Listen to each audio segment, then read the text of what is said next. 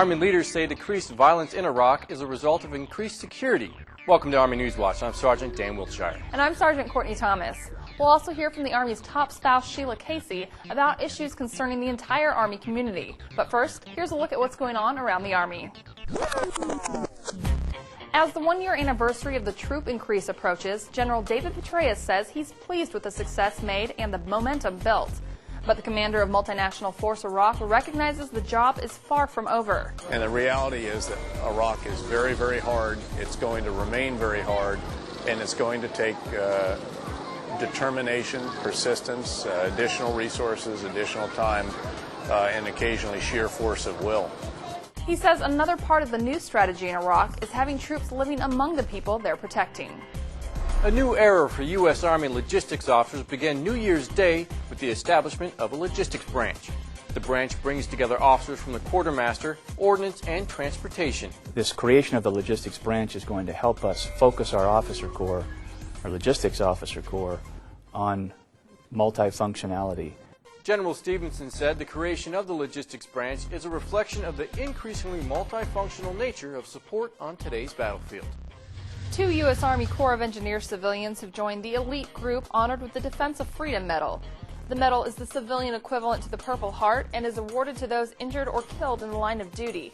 In Washington, D.C., Chief of Engineers Lieutenant General Robert Van Antwerp presented the medal to Natalie Sudman and Jared Bonnick, both of whom were injured while serving in Iraq. They are among nearly 3,300 Corps of Engineers civilians who have voluntarily served in Iraq and Afghanistan since 2003. Lending an environmental hand, 45 soldiers and airmen joined more than 150 workers and other volunteers in cleanup efforts at Malipo Beach in South Korea. Last month, high winds, waves, and currents sent a crane-carrying barge slamming into an oil tanker, causing the worst oil spill in the country's history. Well, it's time to say goodbye to your old uniforms. The Army is putting BDUs and DCUs to rest once and for all on April 30th. Also on the 86th list are black boots, black and green jungle boots, brown t-shirts, camouflage caps, the black rigger belt, and the web belt. The official policy is posted at armyg1.army.mil. It may have looked like an episode of Underdog, but this exercise had a very serious purpose. The MPs at Camp Bonsdale, Kosovo, tested the nerves of their four-legged friends during canine medevac training. The dog's kennel master says that although the exercise may look funny, it's just as important as any other.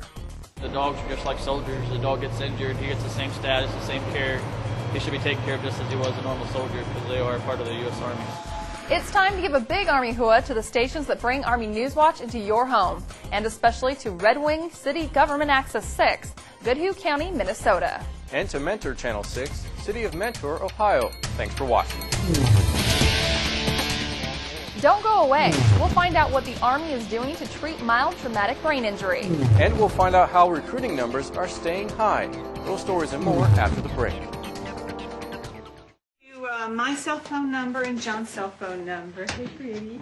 And number of the restaurant where we're going to be. And I've left you my pager number too, just in case, because you never know. John, you have the gift? The odds of a babysitter calling 911, 1 in 1,400. Anything should happen, please don't hesitate. The odds of a child being diagnosed with autism, 1 in 150. You know the odds of autism. Now learn the signs. Go to autismspeaks.org.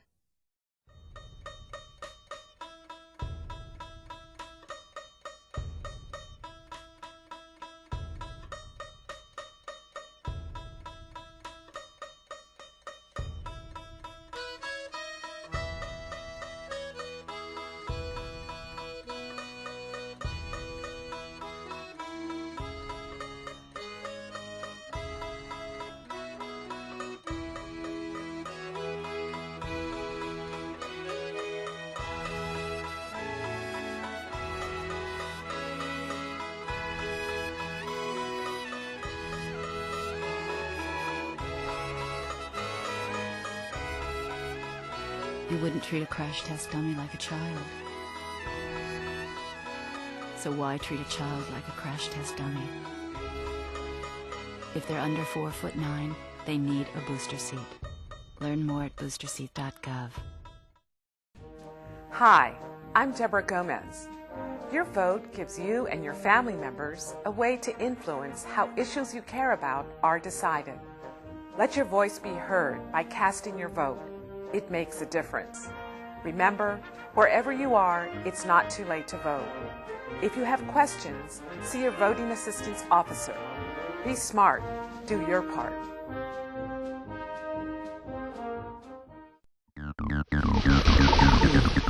Welcome back. According to top military officials, the current drop in violence in Iraq is a result of successful offensive operations and increased security.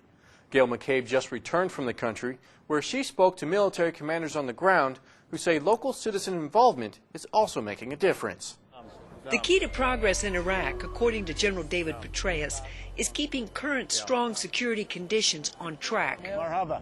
The commander of multinational forces Iraq says what is evolving is a growing component of local citizens willing to step forward and help. To the point that those people are turning in the bad guys in their midst, are pointing out the weapons caches, are identifying the improvised explosive devices, and ultimately are volunteering to help with security. Along the southern outskirts of Baghdad, in an area known as Arab Jabur, recent offensive operations are centered on eliminating more al-Qaeda hideouts. We'll go get them. The operations are giving people more confidence in the coalition, Iraqi security forces, and in themselves. Now we focus our efforts on building, get the families to come back, fix the basic services, fix the water, fix the electricity, fix their houses, and continue to improve the stability of the situation. And up north, in Diyala province, part of Multinational Division North, insurgents are also being actively pursued as part of Operation Iron Harvest. I think you can go back home. All they want is a normal lifestyle. They have their children playing soccer and to do their job. And that's why we're in the process of continuing to pursue al-Qaeda and continuing to defeat them. Throughout Iraq, there is recognition of a window of opportunity, one that's been created by this current situation of strong security. Now, no one is claiming victory, but they are willing to say that progress is possible if security stays in place. Gail McCabe, Iraq. General Petraeus describes current security in Iraq as tenuous. He cautions that there are still bad days ahead, however. Another sign of progress is the increasing number of families returning to their homes. Some of those bad days General Petraeus refers to are IED attacks, which can lead to a multitude of problems, one of which is mild traumatic brain injury. It's caused by a blow or jolt to the head. Fortunately, now doctors are learning more about MTBI. Our medical editor, Dr. Paul Little, has the story. It was about 0 to 200 hours when we started. On a cold day in November 2006, Sergeant Ryan Major experienced the power of an IED up close. We were on a foot patrol en route to a raid on an IED cell in Camp Ramadi. I was leading my team across this intersection. All I remember is being lifted up and landing on my back and looking at the stars. Improvised explosive devices cause more trauma and kill more soldiers than anything else, mostly from brain injuries. Cassidy coming, Cassidy coming! Scientists say it's critical to identify and treat not just severe brain injuries, but mild brain injuries or concussions early. That's why the Army appointed a special task force to study them. There is a lot we do not know, and we need additional research to be able to better identify, treat, prevent, and then care for service members and their families. The task force made recommendations in 13 areas and suggested that programs at Fort Carson and Walter Reed Army Medical Center be used as models for mild and severe brain injuries. Are there better imaging techniques than what we currently have? Is there a blood test available that could make a difference in diagnosing traumatic brain injury? Because of his other severe injuries, Sergeant Major's concussion was diagnosed and treated early. Hopefully, with this new medical research, many more soldiers with milder brain concussions will be identified and treated. I just want to let the guys who are over in Iraq to know that we're still thinking about them and come home safe. During the latest Senior Spouses Conference in Atlanta, the Army's top spouse, Sheila Casey, brought up several issues that she learned through feedback from across the Army community. The number one suggestion, not to create more programs, but to fund, staff, and standardize the current ones. so that when families move from one post to another, it's seamless, that the same programs, and they're called the same things, at Post A is exactly the same at Post B. Other issues Casey brought up were access to medical care, mental health care, and child care. Recruiting numbers are looking good across the board. The Active Component Reserve and National Guard all exceeded their recruiting goals for December. One possible reason is the Guard's Active First program. Here's Jeannie Ryan with more. Thanks, Courtney. Through the Active First program, recruits join the Army National Guard, but spend part of their 8-year commitment on active duty. New recruits can choose to serve 30, 36, or 48 months in the active Army before carrying their experience over to the Guard. Damian Jones signed up to serve 4 years in the active Army as a combat engineer. I like explosives. I want to blow something up. Matt Millen signed up to get into law enforcement. My goal is to become an officer, so I wanted to be the best that I can be and be on the ground with the soldiers, learning what they learn. Jones and Millen are among the more than 500 recruits who have signed up for the Army National Guard through the Active First program since it launched last October. Under the program, new recruits can spend up to 48 months in the active Army, followed by service in the Guard. The biggest benefit is once they come in, they're going to go to a base and they're going to train with several different soldiers. They're going to be in several different opportunities and training and situations that maybe in the Guard you may not have the opportunity to learn or do. Jones was so impressed with the program, he's already recruited 3 of his buddies. Being in St. Louis isn't safe, so if you want something better out of life, I mean, you can sign up, go to the military. They pay for schooling, you can go, do whatever you need to do. You become stronger inside and out. The Army plans to grow to more than 74,000 soldiers by 2010. With programs like Active First, officials say the force is on track to meet that goal and even exceed it. Jeannie Ryan, The Pentagon.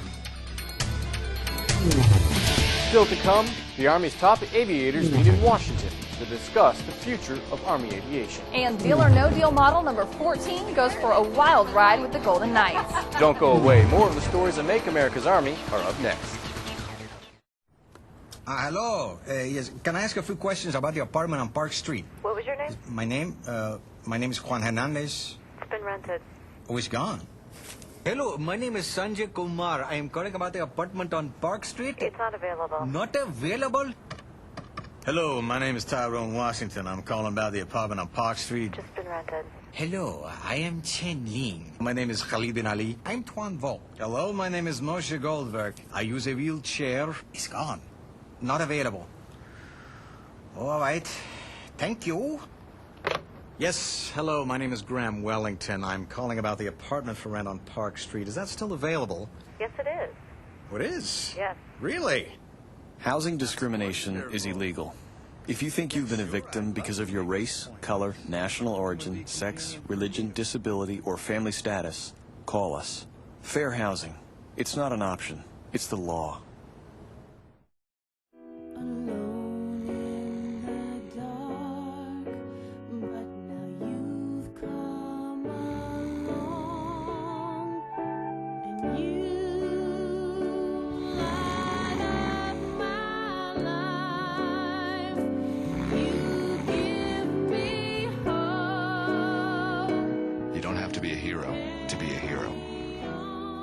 A child from foster care. Just being there makes all the difference.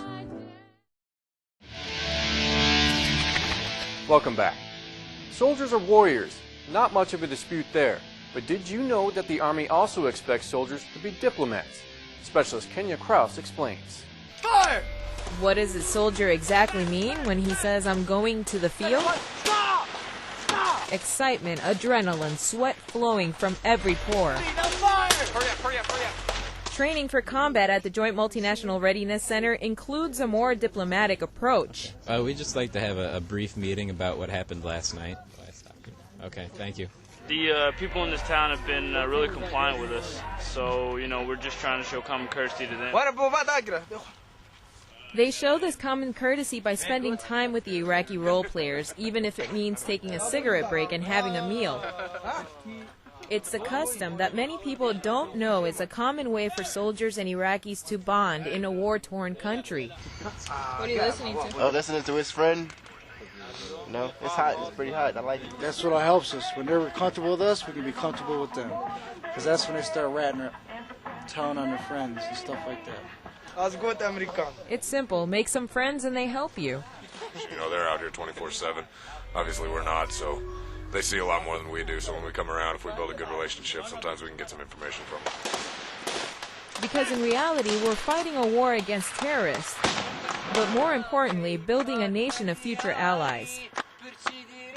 In Hohenfels, Germany, I'm Specialist Kenya Krause. These infantry soldiers will get a chance to test their diplomacy skills when they deploy to Iraq. It's a show and tell of the latest and greatest technology in aviation. At the Aviation Expo in Washington, D.C., industry teamed up with Army to talk about the future of Army aviation and to show off some really cool toys.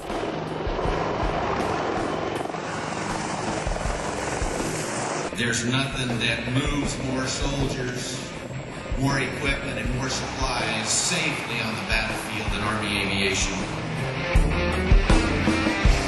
Top Army aviation leaders teamed up with industry to present the latest and greatest in aviation technology. This year's theme, sustain, prepare, reset, and transform. We have made huge gains with simulations. It creates a much better condition for our soldiers when they deploy. New technology allows soldiers to stay ahead of the enemy in the air and on the ground. This is the Q-Sight helmet. With this, the soldier no longer needs to look down at a screen while in flight. All the critical information is received right here in the helmet. But it's not just about the cool new toys. Preparing soldiers also means top training. The end of the day is not just about the great helicopters that we're going to produce, the great weapon systems we're going to put on them. It's also about the training so that we can sustain this fleet. The Army is resetting its current aviation fleet and introducing 7 new aircraft. We have, from my perspective, a fading legacy fleet. That's good news, because these new aircraft are coming on board. Even with the new technology, there's still more to be done to keep Army aviation on track. We have got to continue to move on. We've got to stay on cost, on schedule, and on performance so we can keep Army aviation on glide slope, on course. We're only at the outer marker here. We've got a long way to go. Silver Star recipients are few and far between. The requirements for the Army's 3rd highest award for valor are very specific. That's why our next story is so unique. Meet not 1, not 2, but 3 recipients of the Silver Star who fought together in a 17-hour battle. It's April 22nd, 2007. Charlie Company, 1st Battalion, 32nd Infantry Regiment, 10th Mountain Division are under fire in the Shooter Gate area of Afghanistan. 27 soldiers, 5 Afghan Army fighters, and over 40 Islamic extremists. Sergeant Bryant and I were kind of pinned down in the same room. And I remember looking at him and him being like, we got to get out of here. And I was like, I know, but we got no place to go at this point. For 17 hours, the American platoon was pinned down. The enemy clearly had the advantage. At times, for me anyways, it felt like, I remember looking at my watch at one point, and then I could have sworn it was like 2 minutes later. I looked at my watch, but it was 3 hours later. Oh yeah, they were coming that close to us. They was just hitting all around us. A couple times I had rounds hit right by me. Specifically remember rounds coming in through windows, in between people. My RTO myself, he had the radio on his back. I was talking on it, and there were rounds coming in between us. And I think the biggest thing I remember was the resupply bird. Oh yeah. Getting shot at. It probably only lasted really 20 seconds, but it seemed to last forever. An Afghan soldier is shot. For hours, the medic, Sergeant Rivas, continues to treat the man as bullets rain around him. Rivas sheltered the Afghan soldier with his body, as other soldiers held the IV bags. I put all my faith in them. I was doing my job, tending to my patients, and they had me covered. They had my back from the time firefight started till the time I was able to drop my casualties off at a medevac site. While under intense sniper fire, Sergeant Bryant continued to direct Apache helicopters onto multiple enemy positions. You know, you really don't have the time to think about the incoming rounds when all you hear is outgoing from all your soldiers. That was the day that, I mean, the platoon had come together several times before, but that day, there was no second guessing. I mean, everybody put their best foot forward. Teamwork is everything. I mean, the only reason we were probably able to bring everyone back that day is because of teamwork. Everyone knew their job, everyone did their job, and did what was asked of them and did a lot more than that as well. Sergeant Raymond Flores, San Antonio, Texas.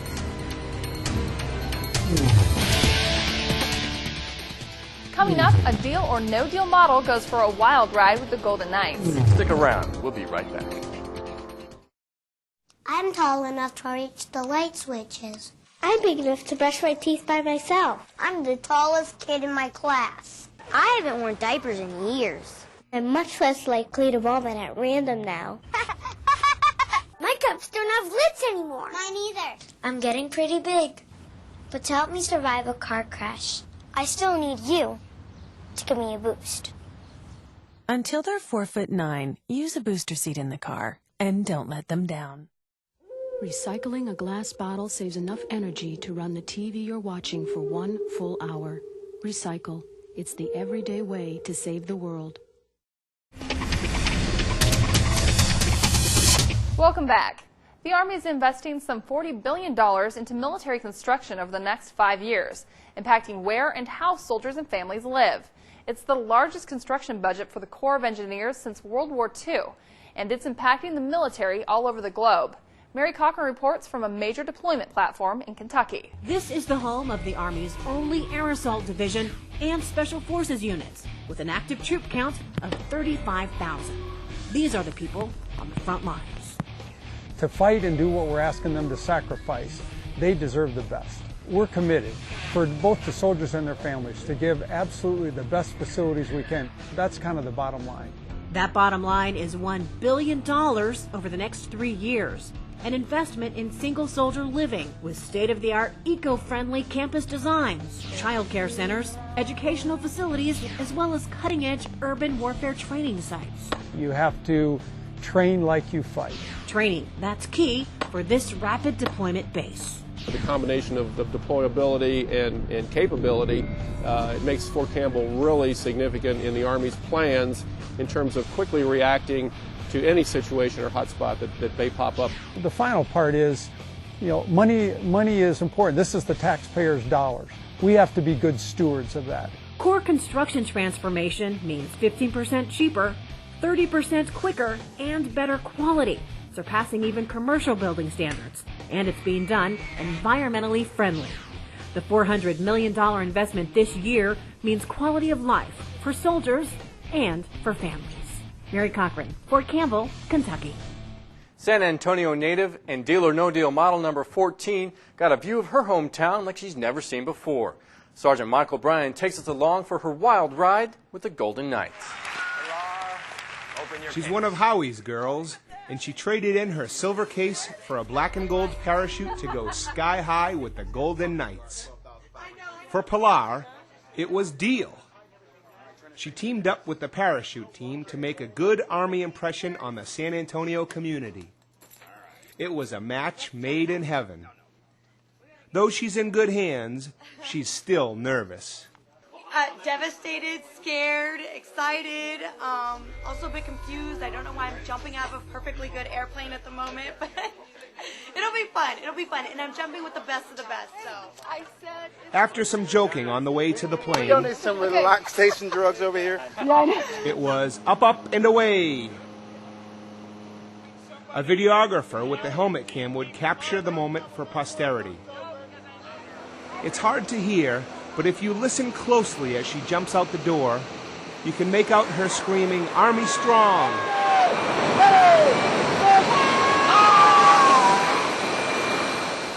After some smiles